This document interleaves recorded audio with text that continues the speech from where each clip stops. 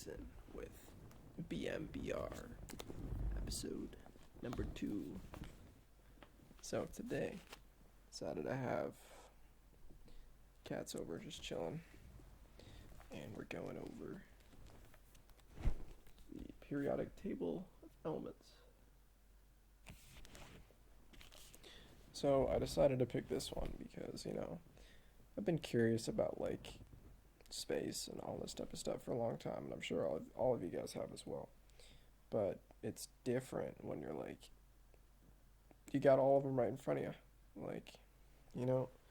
This is what makes up the universe. So, it's just kind of cool like that. I will give you an example of one of them here. So if you check this guy out.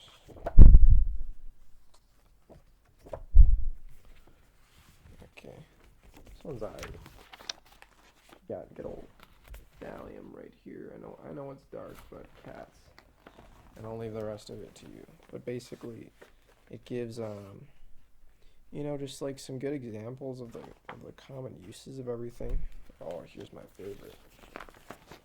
Got bismuth. So that's what bismuth looks like in a pure form. And then let's say that it's up at a really high temperature. When you bring it back down, that's what it comes down to. So it's kind of neat like that. So it's just basically it explores the oddities of the elements, and it explores all the different basics and all that cool type of stuff. Uranium, dude. This one's weird. But I found it weird that uranium, it can it's a metal. I would always only think of it as the nukes, Hiroshima, all that type of stuff, but it's a metal. One second here.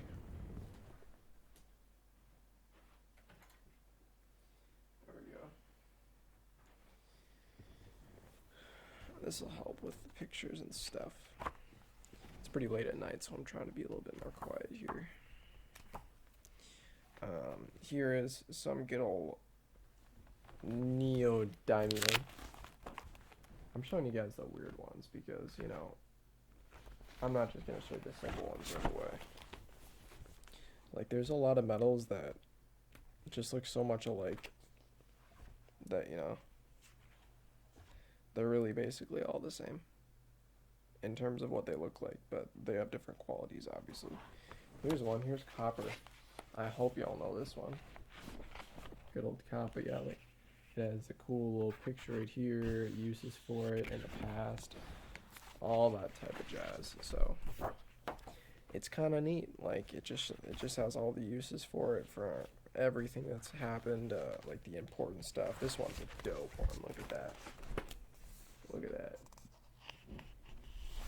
Ah, kitty's stretching. What's up, homie? Not trying to get in your face too much. But, yeah. In terms of a reflection of the book, I would say, overall it's a good read. It isn't something that I would read all the time just because it's a book about atoms. So, why? But, if you want, a good basic idea of what all the elements in the universe are, and, some basic uses for them, just to kind of get a good basic foundation for the things of the universe, then this is what it's good for. And this guy, literally, he has an entire room.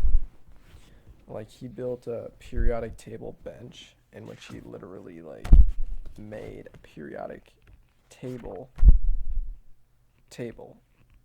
Yeah. And in each of the different places is a different element, which is kind of neat. So he talks about that. Oh, okay. This is one that I found that was funny.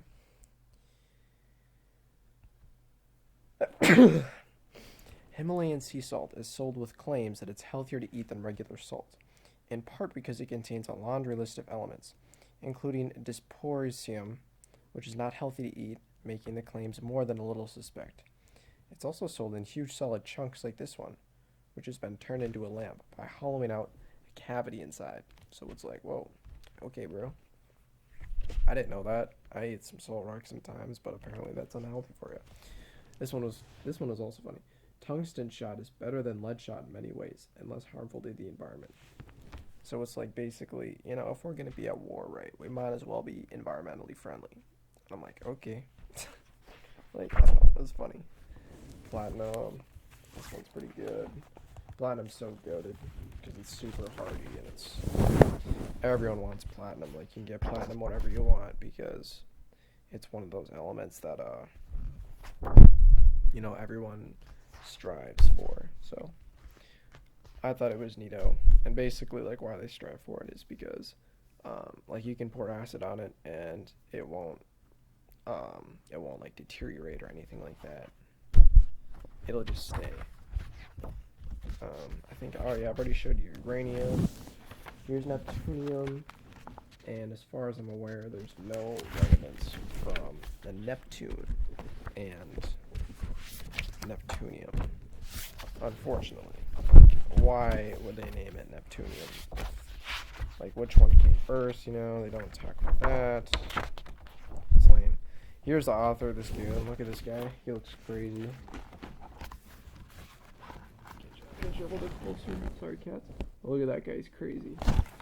You know, you can kind of tell he's a little bit, you know, he's pretty passionate about elements. Let's put it that way. And it's like, he's one of those guys where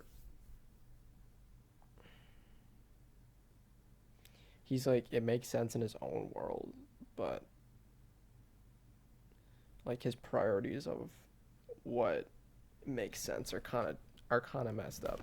And it's not make sense in terms of facts. It's just like the importance that he puts in some things are just like, okay, it makes sense for your field, but like, what would you be like hanging out with? Probably not that fun. Like, yeah, it'd be like that. Here's another one.